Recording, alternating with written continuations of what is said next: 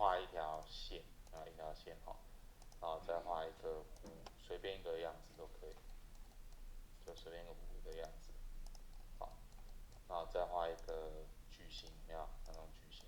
好，那我们看一下之前讲那个推拉，没有推拉下面这边有个叫偏移，我们把它点一下，好。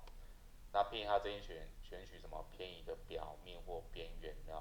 你等下如果点线移到线条上不行，线条不能做偏移，所以它有一个静止标志，有没有？它如果弧线上就可以，你可以点一下，滑鼠移动，刚好往内或往外，点下去就出来，这样。啊，如果是像这种封闭图形一样，点一下，滑鼠往内或往外都可以，就是你看要往内或往外偏移。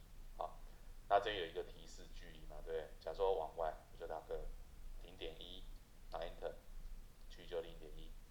好，所以等下假设如果从这边往内，有没有？就是打0.2，Enter，距离就0.2。